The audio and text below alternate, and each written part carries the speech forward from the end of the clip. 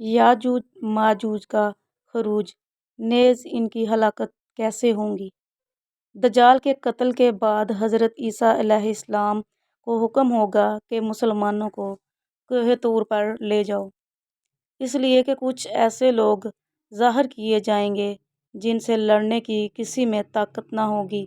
چنانچہ مسلمانوں کے کوہ طور پر جانے کے بعد یاجوج ماجوج ظاہر ہوں گے۔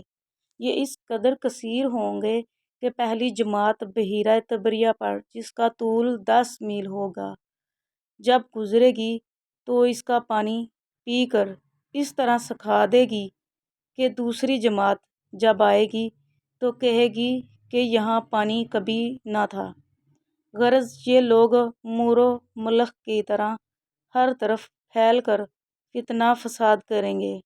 جب اس سے فرصت پائیں گے تو کہیں گے کہ زمین والوں کو تو مار لیا، آؤ اب آسمان والوں کو قتل کریں۔ یہ کہہ کر اپنے تیر آسمانوں کی طرف پھینکیں گے۔ خدا تعالیٰ کی قدرت کے ان سے تیر آسمان سے خون آلود کریں گے۔ یہ اپنی اپنی حرکتوں میں مشغول ہوں گے اور وہاں پہاڑ پر حضرت عیسیٰ علیہ السلام مع اپنے ساتھیوں کے محصور اور قلعہ طور میں قلعہ بند ہوں گے۔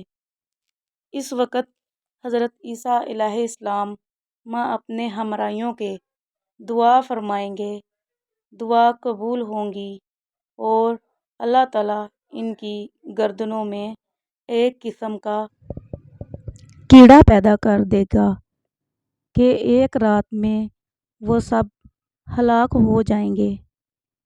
ان کی ہلاکت کے بعد حضرت عیسیٰ علیہ السلام اور آپ کے اصحاب پہاڑ سے نیچے اتریں گے اور دیکھیں گے کہ تمام زمین ان کی لاشوں اور بدبو سے بھری پڑی ہے۔ آپ مع اپنے ہمراہیوں کے پھر دعا فرمائیں گے، اللہ تعالیٰ ایک سخت آندھی اور ایک قسم کا پرندہ بھیجے گا کہ وہ ان لاشوں کو جہاں اللہ تعالیٰ چاہے گا پھینک آئیں گے اور ان کے تیر و کمان اور ترکش مسلمان 7 برس تک چلائیں گے۔ پھر اس کے بعد بارش ہوگی جس سے زمین ہموار ہو جائے گی۔ اب زمین کو حکم ہوگا کہ اپنے پھلوں کو اگا اور آسمان کو حکم ہوگا کہ اپنی برکتیں انڈیل دے۔ پھر تو یہ عالم ہوگا کہ ایک انار سے ایک جماعت کا پیٹ بھر جائے گا اور وہ اتنے بڑے بڑے ہوں گے کہ اس کے چھلکے کے سائے میں ایک جماعت آ جائے گی، اور دودھ میں یہ برکت ہوگی کہ ایک اونٹنی کا دودھ آدمیوں کے گروہوں کو کافی ہوگا، ایک گائے کا دودھ قبیلے بھر کو اور ایک بکری کا دودھ خاندان بھر کو کفایت کرے گا۔